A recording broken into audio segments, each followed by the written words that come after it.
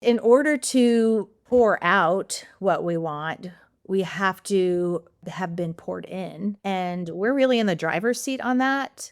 As adults, as big boys and big girls, we sometimes feel so often that things are being done to us until we recognize that we're in charge of the forces, the influences, and, the things that we do day in and day out. So I'm really passionate about leaders living healthy rhythms.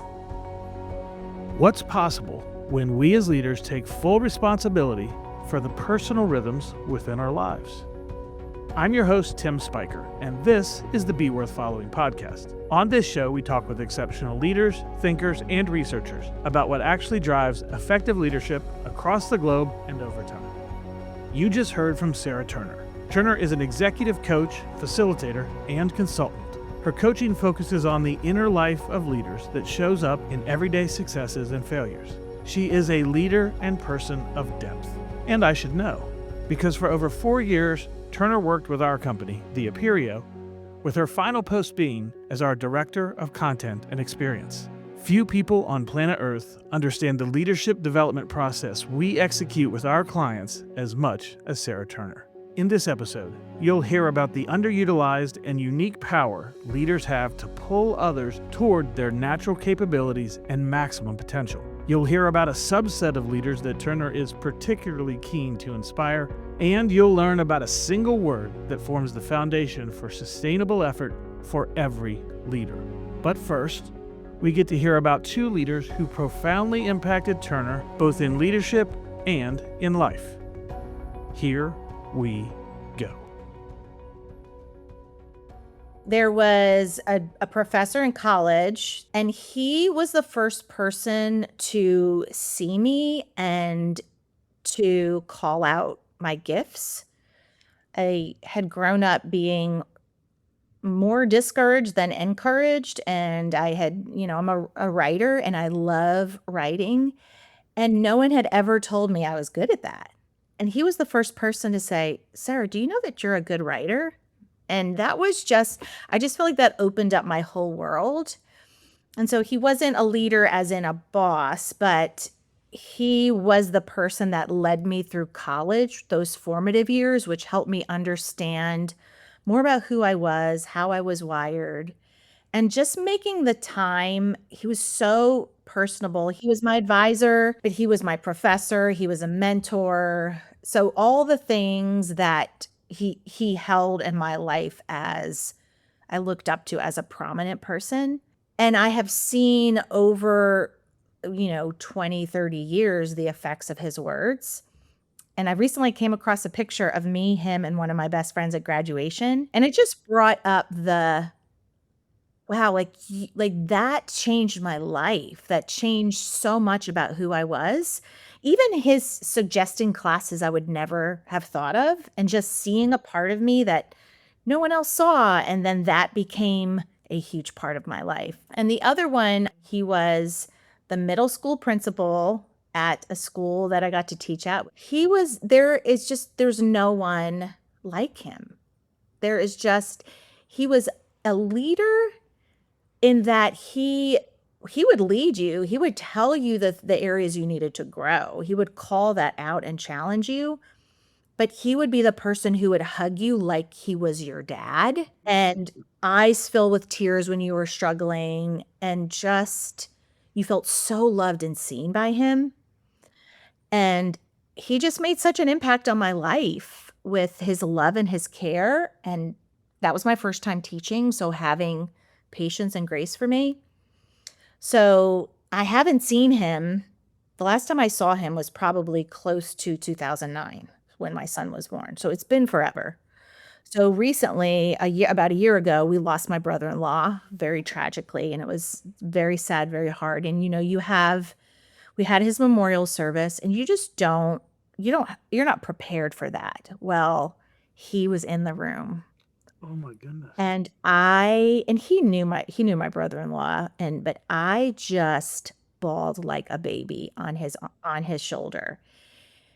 And that was just such this holy, precious moment of him being there and just holding me like it was almost 20 years ago. And that's just beautiful. That's beautiful that that a leader, and I think we've heard people say this, right? That the leaders that have made an impact on you, you could see them again and you feel those Oh, same absolutely. things. You just Absolutely. feel it all come back up. And many years later, Right. it could be decades, and we're still feeling the impact, and we still feel the significance of what they contributed to us. And to me, as I think about hearing both of those stories, there's a challenge in that, and it's a very simple one that doesn't give. It's not formulaic. Are you doing A plus B plus C? But am I leading in such a way that people would think back on 20 years ago, and or 20 years from now, and say that's still echoing in my life in a positive way, and be able to feel it. That's an amazing standard to think about. And you know what? You don't get there. There's this idea like we've got to care about people, but you don't get to that spot and that kind of leadership by just saying nothing but, positive things that aren't totally truthful to Right. make people Yeah. feel better. It's the care that comes along with the push. I push because I care. I wanna help you be all that you can be, and you call those things out, but then you also have a standard, and if we just walk all over people, I don't think we remember them that much. Anyway, so it's amazing to think about that as a standard. Am I leading today in such a way that if I lost contact with somebody now, that a decade or 2 from now, they would still be able to feel that echo of my leadership. Yeah. Yeah, we don't think about that a lot as when we're in a leadership position that has the pressures of producing, which is, what our society rewards. And we're not thinking long term about impact. And I think this is why, especially in the work, you guys have done at the Aperio that I've got to be a part of, is really looking at this idea of purpose is such an important part. Like what am I here for? And if I can tap into that, then I'm not just producing. I'm not just looking for the ROI. I'm not just looking for execution. I'm thinking about my impact on people around me, and it's so profound. Yeah, and obviously, it doesn't eliminate the need for that kind of performance that has to happen to the bottom line, but what happens when we get so sucked into the performance metric now that we lose track of what we're talking about? I wanna come back to some other things that I have the privilege of having known you for all these years, and by the way, it wasn't just that Sarah worked for us for years, she also was one of the editors on my book, so that was my first introduction to Sarah Turner, and I was like, "Ooh, we should probably hang out some more." That was really good, and so there's some other passion points I want us to touch into that I know that you have, but before we do that, I wanna come back to the thing you said at the very beginning about this professor who called out your gifts and said essentially that he saw you. That's such an amazing thing that you still. I mean, you're talking about college, you're without giving away any secrets here, you are a adult woman beyond the college years. I'll just leave In it at a that. long time since I'll college. just leave it at that. But I saw a video, not that long ago, and it was an interview with Matt Painter, who's currently the head basketball coach at Purdue. And for those who follow that world, they're wildly successful, and he's headed towards the Hall of Fame. This was something that he said early in his. This was videos from a while ago, but he said something that just, sometimes you hear somebody say something, and you just want to tell the whole world to stop. Yeah. Hold on, I need to think about what he just said. And here's what he said. He said, "No one is confident by themselves." Wow. And I was just like, So true. that is so true. So when you said he saw something in me, he called out that gift, it immediately took me back to that quote from Matt. And who is more well positioned in the world to contribute in that way than somebody who's in a position. It may not be formal leadership, it may just be influence, but those that are ahead of us to turn around and say, "I see something in you," how that feeds into confidence. Yeah, that's so powerful, and that even brings back what you said about, challenge is important in that, right? Because there's, confidence, I think of I feel like it's hewn, right? Like a rock. And I've thought a lot about, especially the last couple of years, the idea of confidence has come up a lot. And we've talked about humility and, at the Aperio and being a part of a humble leader. And I remember something you've said is it's not, had this like scale, and it's like I'm either the best or I'm the worst. We tend to think that we vacillate between that. And our perspective is you're just not conscious of it, right? And I think confidence does that. It teaches you, this is where I'm great, this is where I'm good, and this is where I have room to grow. And so I really feel like it's so intertwined with humility. And good leaders provide the feedback you need to be humbled, but they also provide the encouragement you need to excel. And I think good leaders have the balance of both of those. Well, and what an amazing combination if we can land in a space of both humility and confidence at the same time. Those are not antithetical, they're 2 different things. I can be confident with who I am without me having to be the center of the universe all the time, and that there's something wildly, powerful about the combination of those 2 things. Yeah, Simon Sinek, I think it's Simon Sinek. It's either Simon Sinek or Adam Grant. Sometimes I mix up because they have those statements, that you drop and you're like, Yeah, um, yeah, it's like they have some kind of button they push, and that stuff right. just starts coming out and should go on a bumper sticker somewhere. Yeah, but the term humble narcissists, you know which one that is? I don't know I don't offhand, know which but one that is. yeah. But there's this whole, it's the first time that I heard someone, it's a little bit of an abrasive word because you hear narcissism and you're like, what does that mean? But essentially his point is you're confident and humble at the same time. And and so he uses this phrase humble narcissist to describe leaders who can own their space and be confident to take up the space that's theirs, but then also give that to others.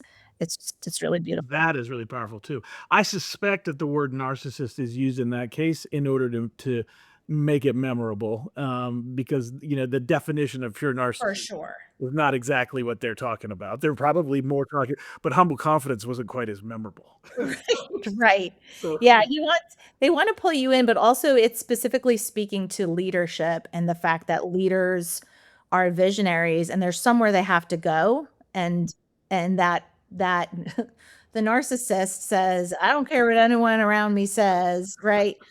So it's very clever and nuanced, but it was really compelling to hear that and recognize for someone like me that grabs me because I tend to do one or the other. I either shame or judge myself for what I'm not, or I'm like, "I'm the best at this," and then that just sets you up to be humbled. So, finding that middle space that says, "I can become almost unconscious of who I am because I am secure and settled," and that's something that I'm always trying to develop in myself. well, back to the point you were making a second ago in terms of the visual. If we have a scale from left to right on a line, and that's the scale of humility, there's nowhere on that line that we're going to put, here's where confidence is. Confidence is a parallel track. It's got its own horizontal line, and you can be all the way not confident and all the way not humble. We're all the way confident and all the way humble. And confidence is not a spot in the middle of the humility line. It's got its own space. And if we can separate those two like parallel tracks, not on the same path, I think it helps us understand how those things work more accurately because there is a lot of misconception, I think, connecting between humility and confidence. And somehow we've ran into space. If you're humble, then you're not confidence. They're two different scales. I mean, do you find it difficult to get people to separate those two when you're talking with them about these issues? Yeah, I think so because I think, this phrase soft skills that we hear a lot, like that's has such a negative connotation. I actually was with clients recently and someone said, use the term soft skills in a negative way. And I just challenged it. I was like, "Ooh."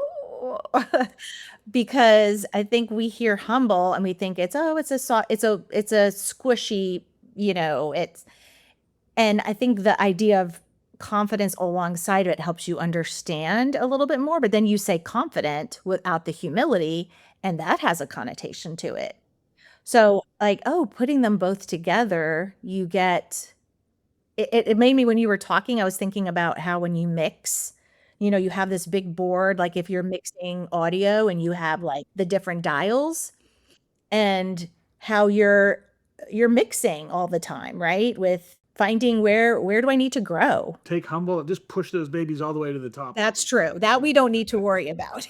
Yeah, just go for it. Yeah. Well, I know that there's a passion point. We spent way too many years hanging out. It's for us to not spend some time digging into the issue of pace and mental load and juggling and self-care and holistically healthy. There's like 17 different euphemisms, So true. and they all land in a passion space for Sarah Turner. So as you think about the work that you're doing now and you think about helping leaders to consider this issue of how are they managing themselves, their energy, their perspective, you're going to have better words than me. Just start talking and I'll be over here. Yeah, I think that anyone knows me that probably one of my favorite words is rhythm. And I like the word rhythm and the idea of harmony more than balance because I think we talk about work-life balance and it makes us think that, we have to have things of equal. And so I like to think of our lives as rhythms. And in order to pour out what we want, we have to have been poured in.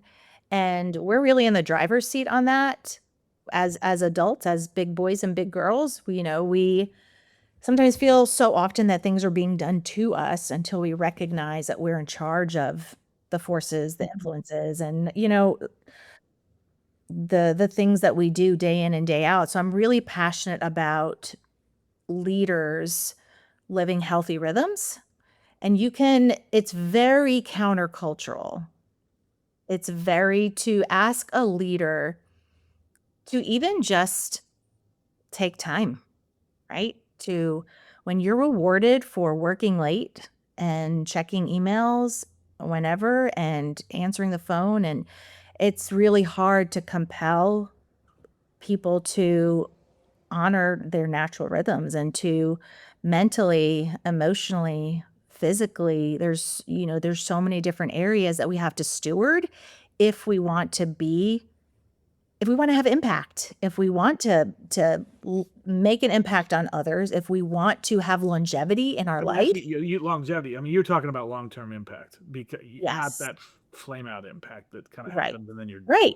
Right. And we've seen that, and especially the last few years, burnout's such a buzzword because that's what's happening left and right. And so when we talk about burnout, it really goes back to me for rhythms and how are you living your life? Are you living it intentionally? Are you and it goes for me, I'm like, are you sleeping? Are you eating?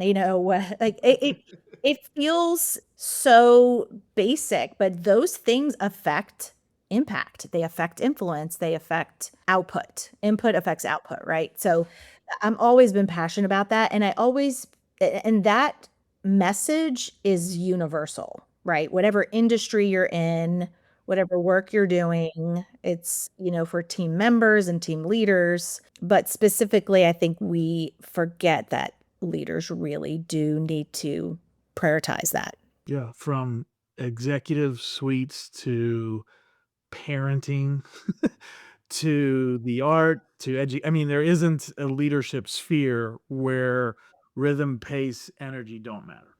Right. Yes, yeah, and that's just part of it's one of those things that when I sit down with someone, I can't not see. And I think the beauty of being a coach is you get to inquire, you get to reflect, you get to be the mirror for someone and how they see their life. And then the way that I coach specifically is, we do this at the Aperio is practices. We don't believe that new rhythms happen because you decided you want new rhythms, right? It doesn't work. We all know that doesn't work. So how do we take those first steps to begin to rearrange our life rhythms, which require a lot of courage, courageous yeses and courageous nos. Yeah, yeah. Nobody ever improved their diet by reading about vegetables. That is true. Never. I mean, I granted I do want to know about them. Right, if Reality you is did they need to go in my mouth. that. That's Yeah. if the vegetable is gonna do its work, it really has to be materially involved, not just I can't just read the word tomato and well, and there I violated because that's actually a fruit, but same concept. It's still Yeah, yeah, we get you. yeah. It works. Sorry, yeah. So I know that as we think about rhythms and knowing you as I do, passion point around that.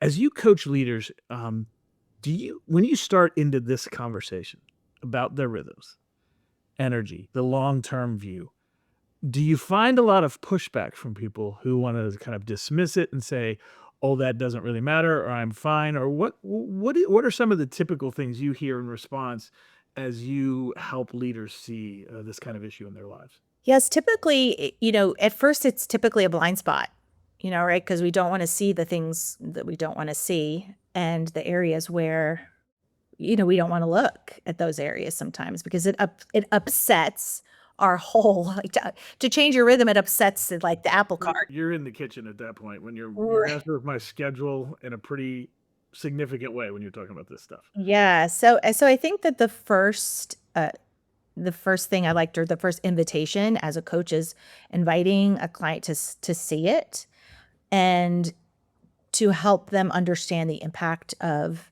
the different areas is we're strong in some areas and we're more underdeveloped in other areas. And so talking about how those things work together, you might be really emotionally mature and be very understanding about that, but you might be physically you might be weaker, right? Or, relationally, you might be the person who, relationships are really important, are thriving. So helping someone see, and we use the term at the Aperio, holistically healthy, helping them see those different spheres and understanding, and then asking the right questions, because coaches, it's questioning more than anything, right? You're asking.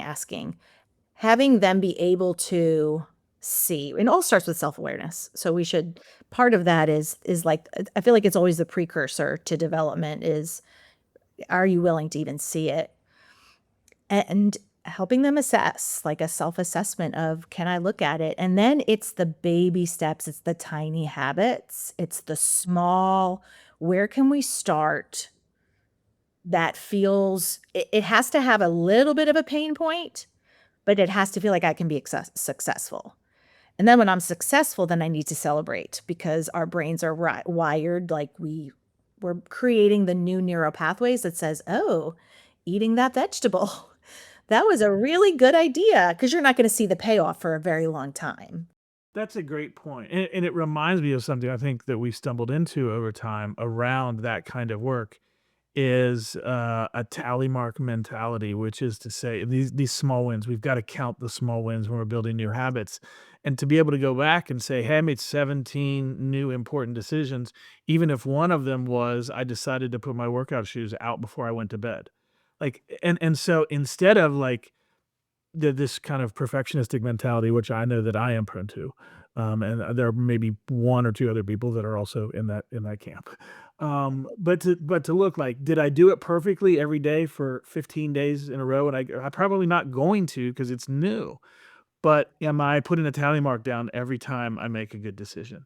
And to be able to look back on that and say, okay, my tally mark pace picked up over time, but it's not a 0 that I chose to do the little so keeping track of those little wins to give us some emotional momentum around making these life changes. Yeah, and I think that that's where the power of community comes in. So whether it's you have your community, and this is why coaching is so powerful because you're going to be asked, "How did that go?" And you're Yeah. more likely to do it if you have accountability, and so that is a huge piece of any level of development is, do you have people around you to celebrate those things? Like, you made that tiny step, that's amazing. Like, that's a huge deal because those tiny steps lead to really big change, and that's why when we embark on development work, whether it's in an, official professional capacity or even on my own, and we have the New Year's resolution idea. Well, take that New Year's resolution and share it with your people and have them hold you accountable, and maybe it'll actually happen this year. Right. Yeah, the community does play a huge part in that. As we get ready to wrap up, I know that there's a particular group of leaders that you are passionate about working with. Now you work with all kinds of different leaders, so this isn't exclusive, but you do have some thoughts about the uniqueness of what it means to be a female in leadership roles. Talk about that a little bit. Yeah, so Well, several years actually, or a lot. Talk about it a lot. Like either way, we don't need to cut it off. But let's talk about that. several years ago, and you'll know this phrase, I read an article about some, what they believe to be is the Amazon women who were fighters. And they found evidence of that because they found a grave that four female warriors were buried in. And they ranged from 13 to the 80s. And they know they were warriors because they were buried with their weapons. And I was so inspired by this story. And I was like, that's what I want women to be. I want them to be warrior women who shoulder with other women, without the competition, who are willing to learn from the older ones, who are older ones willing to borrow the energy of the younger ones. And together we do this life. And so this idea of the warrior women became emblematic for me and what a part of what I feel passionate about. And and so that translates to being with women who juggle all these things in their lives, right? As a woman, you if you've we carry multiple roles, right? It's part of the mental load that women have is very different than what men traditionally carry. It just is, for better or for worse. And so, what does it look like for a woman to step into this idea of warrior? And it's not I have to be on the offensive. It's going back to what we said before. It's the confidence and the humility. It's that type of like the word of I know who I am. I know what I'm supposed to do, and I don't have to apologize for doing more or less than that. And then when I need something, I have other women to rely on and to shoulder with. There's a power of friendship there. Women really need female friends. There's all this research about this now. So being with a woman and seeing that in her and being able to reflect that back is just glorious for me. I just feel like I can see things, and this is part of how I think that God has gifted me and is being able to see something in someone they don't see and calling that forth and say, okay, if this is who you are and this is who you were created to be, and this is the impact you were made to have on your community, on your family, in your job, what does it take for that to happen? What positions you for that? And how can I help you get there? That is like my sweet spot. That is my sacred space that I would love to hold with people. Yeah. Well, it's special to have somebody to have that as passion point and to be uniquely dialed into that. All right. So you've been traveling this leadership and leadership development path, and I've watched you work behind the scenes on content and experience. And here you are kind of into this next phase of your life and your career as a leadership coach. Is there a particular idea right now at this point? Maybe it's different tomorrow, but here as we're talking this morning, is there a particular point that kind of stands out to you like this is an aspect of leadership or a concept that I just keep coming back to or keeps coming up for me these days that I hope people can hold on to? The biggest one probably is this idea of mental load. And I'm a learner. So when I stumble onto some kind of piece of research or idea, it's like my thing, like you said, for a while. So just thinking through, and a part of it is I've been acknowledging that of myself because I'm doing a lot of different things right now. And Tim, you know this more than most that administrative or executing and juggling lots of details is not my strong suit. That's funny that you say that because neither of us would be nominated for any That's award. true. Yeah, That's I true. mean, and you're more of a trooper than I am because you hung in there and did it. I just kind of walked away from it and said, Sarah's going to take care of that whole. No, administratively, you and I share a lack of development. I don't know. That's my best way to put Yeah, it. yeah. Yeah, and so this goes back to, I'm always looking to grow in that area. And so part of that has been finding some systems and support that will help me be better in that area, but also I am not going to be sometimes I want to be this person that I'm not going to be. And so acknowledging that that's probably not my story, but I think that that was when this idea came up because I was thinking about, oh, there's certain things that are just not possible if you have too much on your mental load. And so that I was reading some research that was done. They went and they did this where they put men and women and they had them walk through their homes and they had them describe their home. And then they put their words in categories. And so when they used words that were comfort, nurturing, they put it in one bucket. And when they used words like cluttered, messy, they put it in another bucket. And then they measured what was happening in their cortisol levels. And for the women, their cortisol levels were drastically out of balance when their home was cluttered. It's so fascinating to me because I was thinking, in general, a lot of women, that's so true. Every woman I talk to is like, all I could see was the dishes in the sink or the dust on the floor.